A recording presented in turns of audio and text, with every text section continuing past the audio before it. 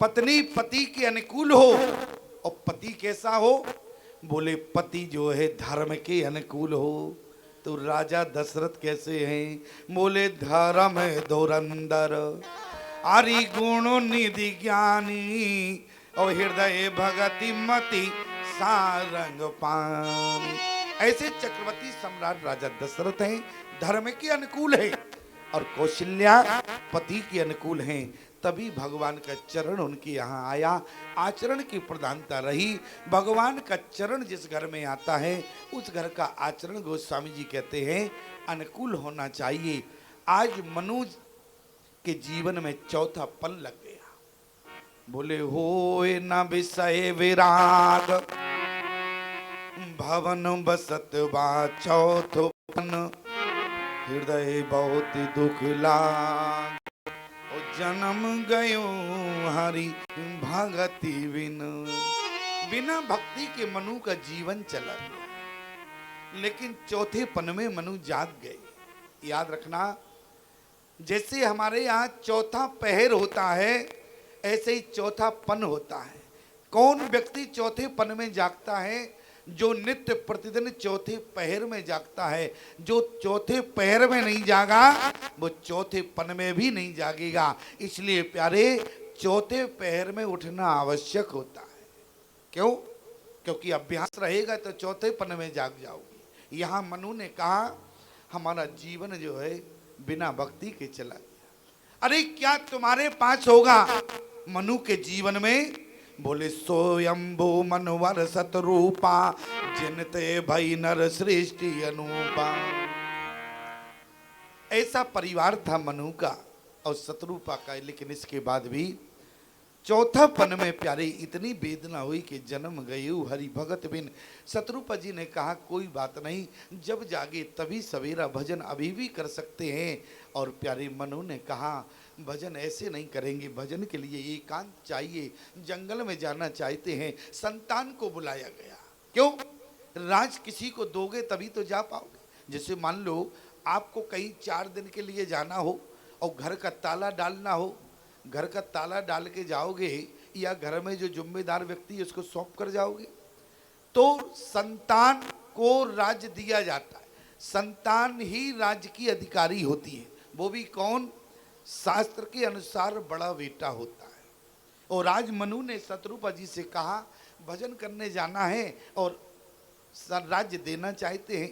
तो पत्नी बोली राज्य का अधिकारी तो बेटा होता है। दौड़ कर गई, बेटे को बुला कर लाई। बेटे से कहा राज्य ले लो। बेटे ने कहा नहीं लेना। क्यों? बेटे ने कहा मैं राज्य को नहीं चाहता हूं, राज्य का अनुभव नहीं है, राज्य आप ही चलाएं, आप पिताजी। ये अनुकूलता है। और जब बेटा ने राज्य लेना ना चाहा तब गोस्वामी जी ने एक शब्द का प्रयोग किया। बोले बरोबस राज।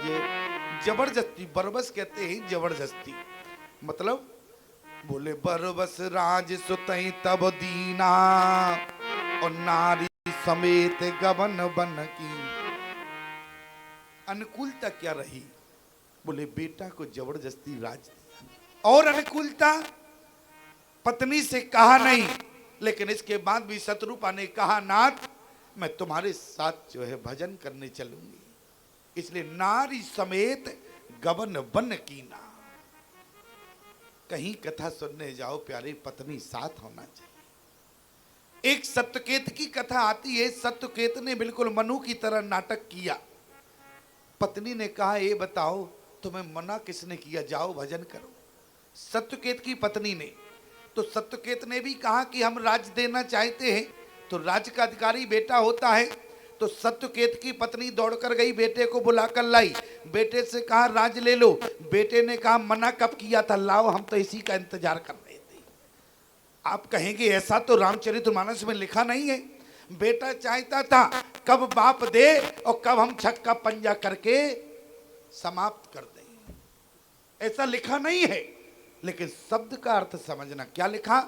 मनु जी ने जब दिया तो बोले बरोबस राज सुतए तब दीना, और नारी समेत गबन बन कीना। वहां सत्यकेत की कथा में बरबस नहीं आया। क्या लिखा? बोले जेठे सुतए, राज तब दीना, ओ हरियत आप गबन बन कीना। पत्नी नहीं गई, पत्नी बच्चों के साथ राज भोगती रही और सत्यकेत अकेला गया। याद रखना, सत्यकेत ने भी तपस्या की, मनु ने भी तपस्या की और सत्यकेत की तपस्या ने राक्षस रावण को जन्म दिया। और पत्नी का समर्थन यदि जीवन में रहेगा, पत्नी यदि तप में साथ रहेगी प्यारे, तो गारंटी है उनके यहाँ रावण नहीं बल्कि राम का जन्म होता है, यदि पत्नी की अनुकूलता रही। क्या लिखा? बोले नारी समेत। तो मनु ही तो जाके दशरथ बने। मनु कौन बने? बोले चक्रवर्ती सम्राट राजा दशरथ बने। और शत्रुपा कौन बनी? बोली कौशल्या बने। यह आचरण की प्रधानता। और जब दोनों पति दंपति प्यारे नैमिषारण्य तीर्थ के किनारे पहुंचे, गोमती नदी बह रही है, वहां पर मनु ने कहा, देखो माताओं, यदि जीवन में यदि तुम्हें अपने पड़ोसी की शरीकत नहीं करना है, यदि देखना है तो पति के अनुकूल चलना है। अनुकूलता क्या है इसको और समझ लो बारीकी से। जैसे मान लो बगल वाले ने 5 तोले का 9 लखा बनवा दिया, अब ये तुम्हारे पीछे पड़ जावे, अब तुम्हारी कंडीशन नहीं है बनवाने की, तो गड़बड़ होगा क्या? ये अनुकूलता है? अनुकूलता क्या है? बोले पति के अनुसार ही पत्नी चले, इसको अनुकूलता कहते हैं। प्रमाण, अब जैसे शास्त्र का प्रमाण आपको बताएं, मनु जी ने कहा, देखो शत्रुपा तुम जंगल में भजन करने तो आई हो, लेकिन एक काम करना, बोले मैं जो है खड़े होकर भजन करूंगा, तुम जो है बैठ कर करना। अनुकूलता क्या है? नाथ, यदि आप खड़े होकर भजन करेंगे तो शत्रुपा भी खड़े होकर भजन करेंगे। ठीक है, कोई बात नहीं, हम जो है फलाहार लेंगे और तुम चाहो तो आहार ले सकती हो।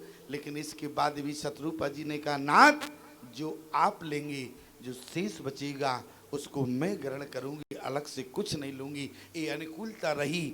और मनु ने कहा शत्रुपा से, शत्रुपा मैं दोनों पैरों के बल खड़ा नहीं हूंगा, मैं एक पैर के बल खड़ा रहूंगा, और तुम चाहो तो दोनों पैरों के बल खड़े होकर तपस्या करना। लेकिन इसके बाद शत्रुपा ने कहा, नाथ मैं कुछ नहीं चाहती, जैसे आप चलेंगे उसी के अनुसार धर्म कहता है, मैं आपके पीछे चलूंगी। इसलिए लिखा क्या है? ठाड़े रही, एक नहीं, क्या लिखा? बोले ठाड़े रहे अरे एक पद दो। कर क्या रहे हैं?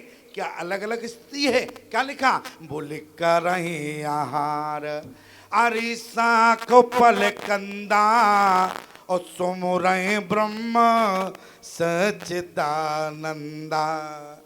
निर्गुण निराकार ब्रह्म का चिंतन कर रहे हैं। देखो ये तब शुरू हो गया, राम जन्म का हेतु यहीं से बन गया। और जैसे ब्रह्मा जी ने देखा, अरे मनु नैमिषारण्य तीर्थ के किनारे तप कर रहे हैं, उसी समय ब्रह्मा जी तत्काल मनु के सामने आ गए। क्यों? क्योंकि कोई भी व्यक्ति थोड़ी सी तपस्या करे तो ब्रह्मा जी खतरे में पड़ जाते, ऐसा ना हो कोई व्यक्ति ब्रह्मलोक मांग ले। अच्छा, ब्रह्मा जी की ही बात नहीं है, शंकर भगवान भी एडवांस तैयार हो गए। बोले ब्रह्मा जी खिसके, हम मनु के समीप जावे। ब्रह्मा जी जैसे ही मनु के आए, उसी समय प्यारे मनु से कहा कि नेत्र खोलो। मनु ने कहा कि आप कौन हैं? मनु ने कहा आप कौन हैं? तो कहा कि हम ब्रह्मा हैं। अच्छा, तुम्हें बुलाया था क्या? ब्रह्मा जी ने कहा बुलाया तो नहीं था, लेकिन तपस्या कर रहे थे, इसलिए हमने कहा चलो हम ही वरदान दे दें, क्यों हाई कमान को परेशान करें, हम ही वरदान दे दें। ब्रह्मा जी खड़े रहे। मनु ने कहा सुनो ब्रह्मा, मैंने तुमको बुलाया नहीं था, बिन बुलाए तुम चले आए, इसलिए कुछ नहीं चाहिए, चले जाओ। मनु को भगा, मनु ने ब्रह्मा को वापस भेज दिया। और उसी समय प्यारे जैसे ब्रह्मा जी वापस जाने लगे, वहां से शंकर जी आए। ब्रह्मा जी ने कहा देखो शंकर भगवान से, तुम तो समझदार हो, हम 2 घंटे खड़े रहे, कुछ नहीं मिला, इसलिए तुम वापस चले जाओ। शंकर जी ने कहा अच्छा ये बताओ तुम गए क्यों थे? अरे बोले तप कर रहे थे, हमने कहा हम ही वरदान दे दें। अच्छा तो तुम गए, ठीक है, तुमने वरदान दिया। बोले जब आँख ही नहीं खोली वरदान कहाँ से देते? अच्छा बोले आँख नहीं खोली तो बोले एक काम करो तुम जाओ। बोले अब हम मैं जा रहा हूँ, देखो मनु नेत्र खोलेंगे। ब्रह्मा जी ने कहा नेत्र नहीं खोलेंगे। क्यों? क्योंकि सुमरे ब्रह्म सच्चिदानंदा, तुम्हें भी वापस आना पड़ेगा। शंकर भगवान बोले दिमाग खराब मत करो, ये बताओ तुम गए क्यों थे? बोले तुम्हारी मान्यता ज्यादा है कि हमारी है? ब्रह्मा जी ने कहा क्या मतलब? बोले अच्छा बताओ भारत में कितने गांव हैं? बोले 9 लाख से ऊपर हैं। बोले तुम्हारे मंदिर कितने बने हैं? बोले मंदिर तो कम है। बोले मंदिर से क्या लेना देना? अरे बोले तुम्हारा एक भी मंदिर नहीं है, 1-2 मंदिर होंगे, लेकिन हमारे भारत की धरती पर एक गांव में कम से कम 4-4, 5-5 मंदिर बने हैं, इसलिए मान्यता हमारी ज्यादा है। तुम जाओ, मुझे जाने दो।